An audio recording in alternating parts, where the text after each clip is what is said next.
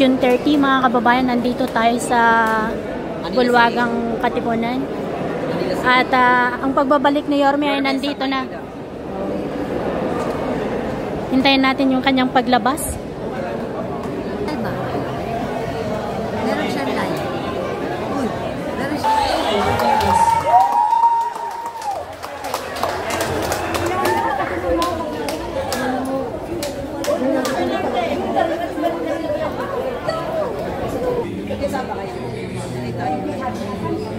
Kasi meron dito pangalan.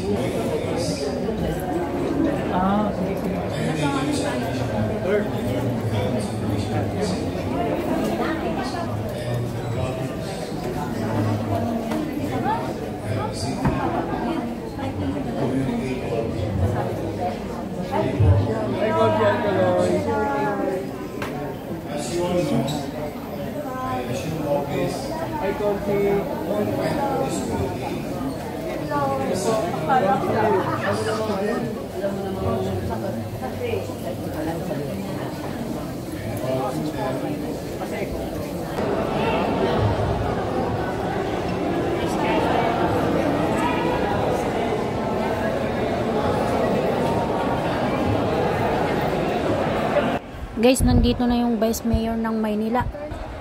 Dinumog na ng mga tao si Vice Mayor Chia Atienza.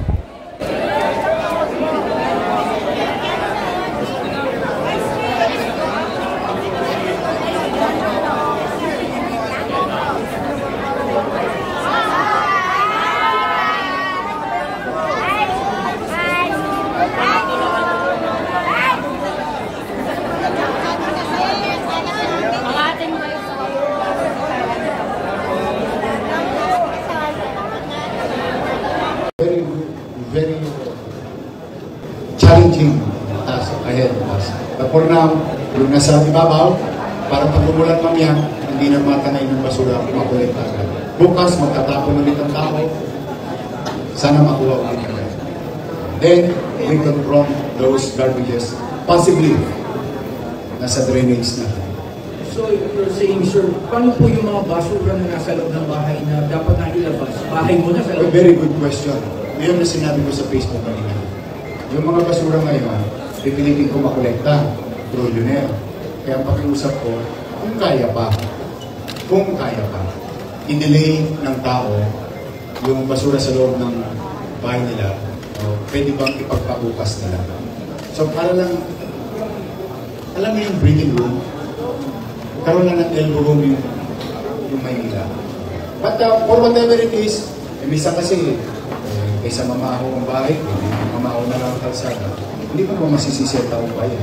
But I encourage as much as well. Kung kaya pa, as a team. Sir, last na lang po. Sir, gano'n po katindi yung problema talaga sa basura? Lahat po ba ng ating na display po talagang natapakan po? Yes. All over the city. In the north, you can see it in Arte, in Juan Luna, in Abad Santos, and Avenida. In the east, you can see it in Maceda, in North Cemetery, in Santa Mesa, in Bacolod. In the south, you can see it in Santa Ana, Pandacan, Osmeña, Vito Cruz. You can see it everywhere, from the peripherals and inner city. Sa looban ng mga eskinita at kanto. Nireklamo na yan ng taong bayan. I mean, not only for me, somebody, people of Manila is really trying to send a message to the past, but ikinipit balikat. Kaya we are really, tapos walang connection na yan. Todas na tayo.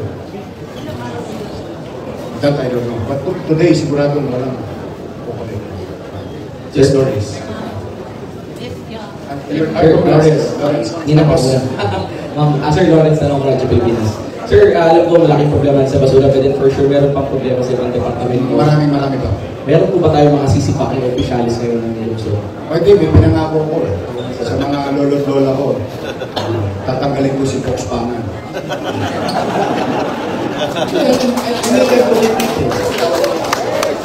Kasi nilatanong ko kung may tatanggalin. So far, mag-i-issue ako na pahinga muna siya Kasi we're going to investigate about PhilHealth. We're going to investigate bakit walang gamot sa health center. We're going to investigate about that online na ginawa nila na nakahirap. Pinangako ko sa tao bayan. I'm not saying they're guilty. Nobody here accused them that they are guilty of such crime. But they're going to be investigated. And for the meantime, I'm not comfortable of him taking the lead of the entire Manila Health Department. 40 plus health centers, 6 hospitals, and going to be 7. And to the people of Paseo, I have committed to you, and if I may use this, I'm going to open it on December as promised. So yun ang sagot ko sa atin. Including, sir, yung career officials natin. Eh, protektado naman sila ng civil service. Sir, last na lang. We will recognize the civil service rules. But for the meantime, pwede naman sila sa deadly, bandang wakaling, bandang nakang, minsan dyan na sila sa Kodli. Beta-beta muna sila. Hindi totoo. Pinangako ko yan sa mamamayan. Kasi katulad yung basura, pinangako ko yan. Lilinisin ko ulit ang Manila. In fact, mas worse pa pala yung mga ilatnan ko. O ngayon, kaya we're acting on it. More than anything else. Then the peace and order situation. And of course, that's the thing. Last na lang, sir. That's really good. Accounting office last time, baka may bad na update tayo, sir. Thank you. Oo nga, narinig ko rin yan na mayroong mataas na leader na at isang pulis, Robles yata pangalan mo, na pinasok yung accounting office ng alas 6 hanggang alas 10 ng gabi. Nabalita ko nga yan. But we'll check on that matter. Kasi may nakita akong picture parang kamukha ng mayor eh. I want to conclude. To any conclusion. But it seems kamukha. At saka yung isa Robles, kamukha rin yung Robles. Malalaman natin yun. We will see. We'll cross the bridge when we get there. Again and again, basura and peace out there. Is the immediate concern of our people. Yes.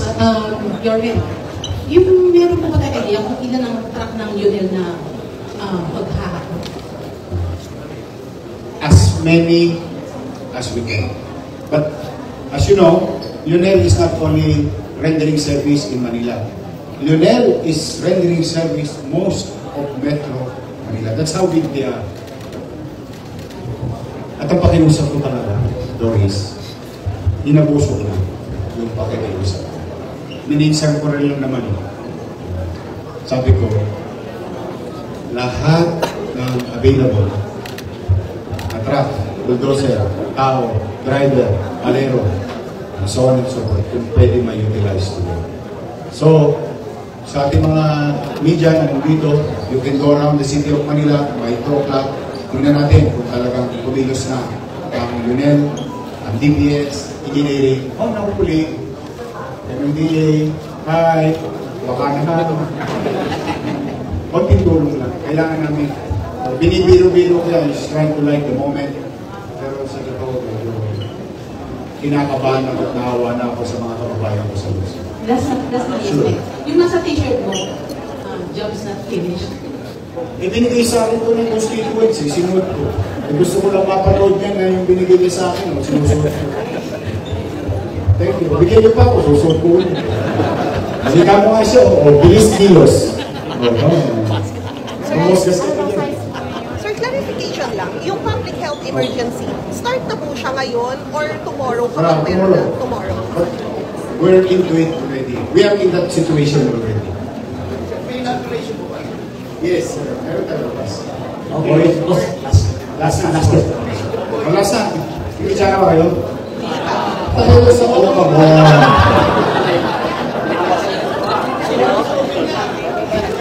Wala naman. Hindi, papasya lang ko doon para sa kay Herman. Kasi mga naman tayo, meron pa rin na tulong mismo sa road yan. Nakulong. Discharge yung nakasakay ng isang nakasakay ng motor. Ano pa direktiba niyo sa mga pulis? Yung mga past video, I'm addressing this to past victims.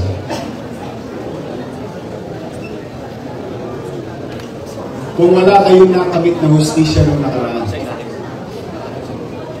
And we have pictures and videos of those suspects.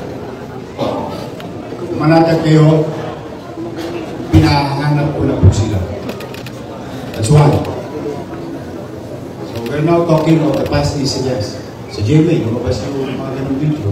Wala that television. So because of that video, we have faces of this suspect.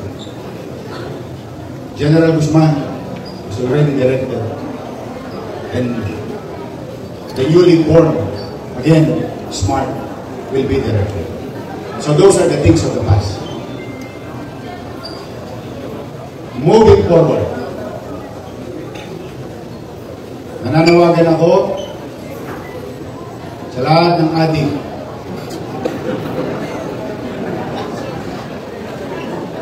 I may sound funny to you, not here, but to you. Magbago na kayo. To those supplying, distributing drugs in Manila, don't do it in Manila. May kalalagyan mo. It's a fair warning. We are very serious about it. Okay?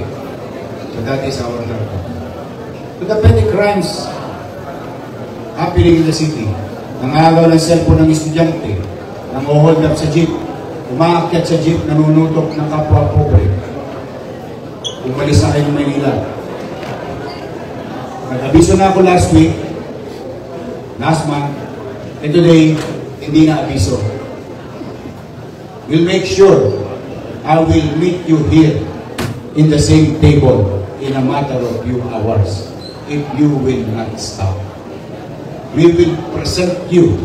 We will try to get you alive and present you to the court. Pero hindi kami mangingimi kapag kayo binalbon na sa dibdib at piling yung macho na kayo.